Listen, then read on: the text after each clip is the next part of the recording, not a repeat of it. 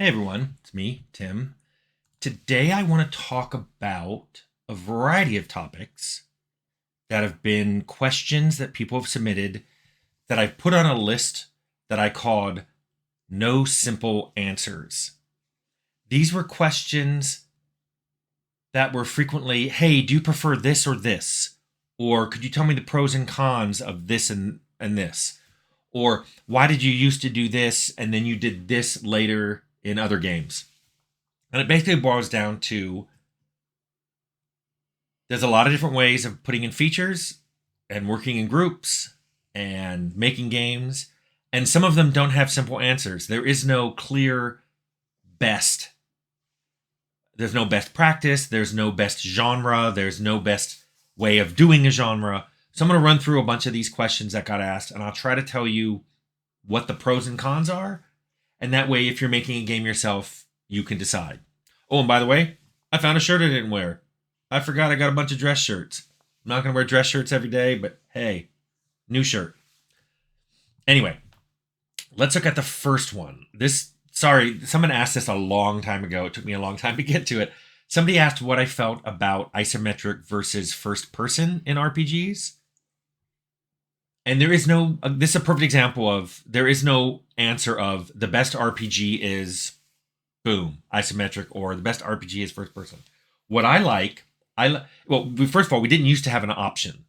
Fallout was isometric, not because we decided it's the best to be isometric. We made Fallout isometric because we tried making different engines, or I did, and the isometric one looked the best and was kind of the best for what game we were trying to make, but we didn't have a big option there. The first person games were low poly, low resolution on the texture. I just thought they were kind of looking. So we went with isometric. Isometric is great for tactical fighting. Anything that you need to kind of know the lay of the land. You want to know where cover is. You want to know where the other enemies are. You want to know line of sight. That isometric games are great for that. It's also great if you're controlling a party because you can see your party all at once. You can zoom out and click on them. It's just a much better way of controlling a group.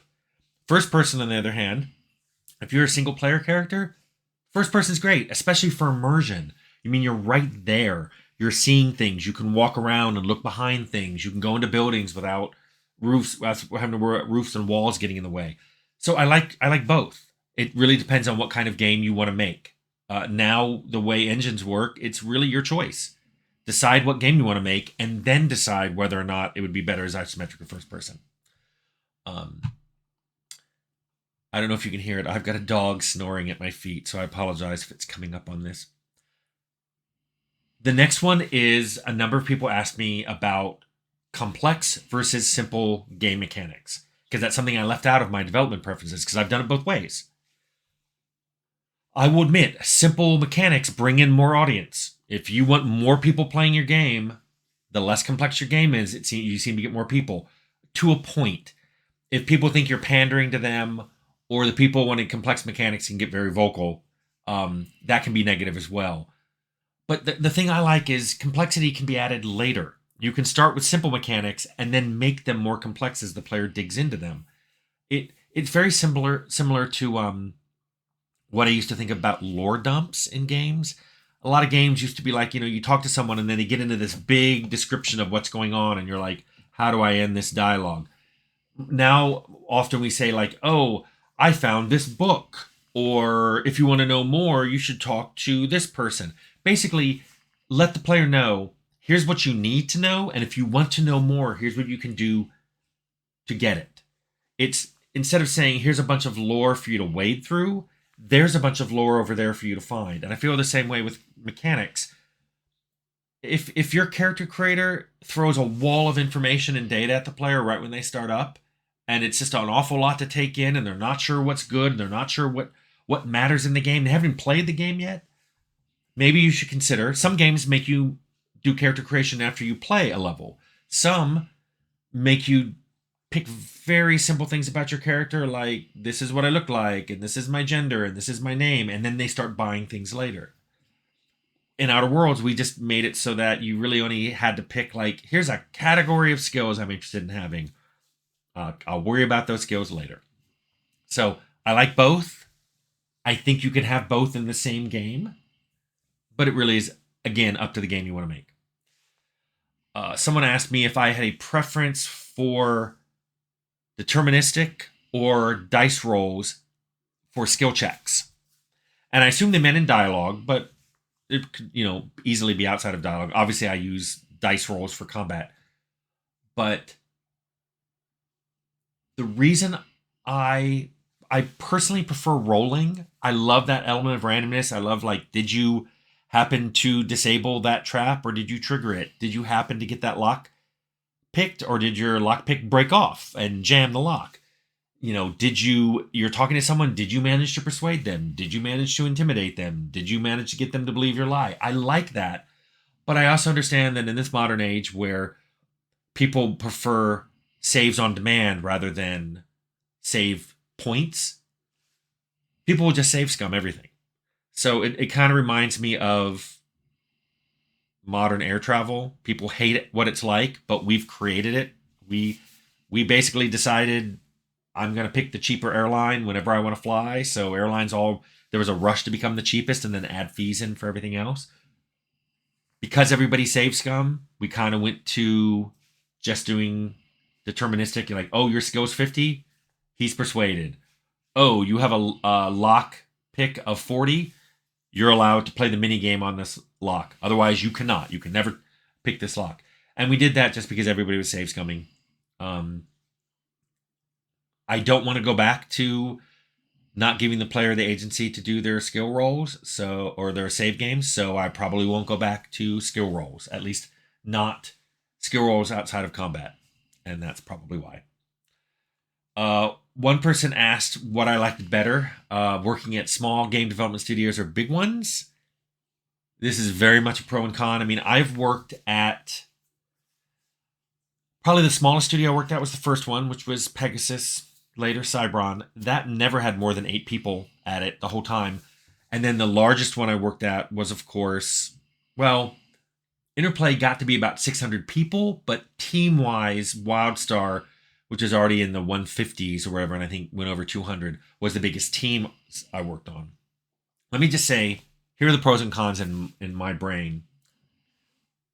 On a small team, you know everyone. You know what everyone's doing. You know what they're working on. You know what people are good at, what they're bad at. You can assign out work based on that. Development tends to go faster. There's more feedback that happens because there's less overhead. So you're more nimble. If you try something and it doesn't work, you usually know soon you can try something else before weeks or months have gone by and you're like, oh no, we've got to commit to this thing. However, small teams require a great deal of trust. It is very easy because people get responsible for things. They're the ones doing this. It's very easy for them to go, yeah, everything's fine, and kind of sweep things under the rug, and you don't find out about it for a long time. Big teams are really needed for certain kind of games. It takes a lot more time to make a large open world, first person, high resolution modern game than it took us to make isometric games in the past. What we could have done with 20 or 30 people in the past now take 80 or 90. So you obviously need bigger teams to make certain games that you want to realize. Given that means there's a lot more overhead. This is why production people are more and more necessary on these bigger games. You need people to coordinate art and code and design and to make sure that when bottlenecks happen, those get flushed out as quickly as possible.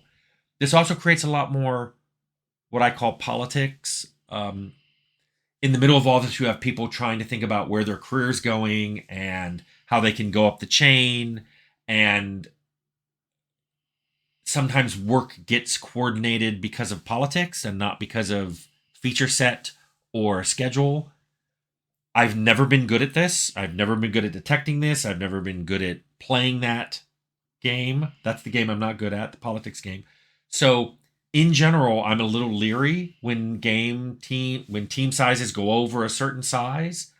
And because of that, WildStar was the first game that I was ever going to make with a really huge team, and I didn't finish it. So in general, I skew smaller than bigger. The last question wasn't really features. It was about how to balance generalist and specialist player characters. But I'm going to put that in as, hey, there's ways of doing both in a game. I like having both. My early games skewed more specialist, and then later on I began to go, oh, it's kind of important. I really want generalists in here. And you can see this. I started doing this as early as Arcanum because, we had the magic tech and there was a way to balancing it out. Generalist characters are great for people who want to spread their points out, who want to be jack of all trades. It gives the player more options. And I think where that helps is on main story quests. If you remember when I talked about main story quests are things you are required to do to finish the game, and because of that, we had to make sure that any possible player character build could finish it. That meant the checks tended to be lower on, if there were multiple ways of doing it, one of them had a pretty low check, just in case someone had spread their points out like a generalist. That also means, though, that generalists have a lot more options when they do those main quests, because if they can get their skills higher, either because they've been roughly general, but there's a few they put more points in, maybe they can do one of the other methods, so they're not always doing it whatever the low one is that was picked for that quest. But we always tried to make the low skill point one different in different areas. Sometimes the combat was easier, sometimes talking was easier, sometimes stealth was easier. So the generalist going through the main story quest find that he has many different ways. He's doing different things to get through those story quests. The specialist, on the other hand, has honed a particular skill and set of perks to their highest end. Yes, this gives them all kinds of bonuses, but it makes some main story quests harder because they can only really do it one way, and that way might not be the easiest way for that main story quest. Conversely, there are side quests that can be much, much easier for them because since we don't support every way of going through it, and we don't require there to be a minimum check, if they get into a side quest that's up their alley, it tends to be very easy for them because they've really maxed out their skills in that area. For the Outer Worlds, I'll tell you what I tried to do is when we put in the skill unlocks for different skills, I tried to make sure that the first and last unlocks were really cool. For this reason, generalists tend to buy a lot of skills, so they got a lot of first unlocks. I wanted to encourage that because those first unlocks were really cool. However, specialists tend to take a few of those skills up to maximum, and it takes a lot of points to do that. I tried to make the last one really cool, so it was aspirational to get to the end of that skill and go, wow, now I can do this really cool thing that a generalist will never be able to do. So I tried to hedge my bets on that one. I don't think I have a preference. In the future, if I were to make a game, I'd make sure that generalists and specialist characters were well represented. But I don't think there is a clear pro and con to these characters. I like playing both, in other words.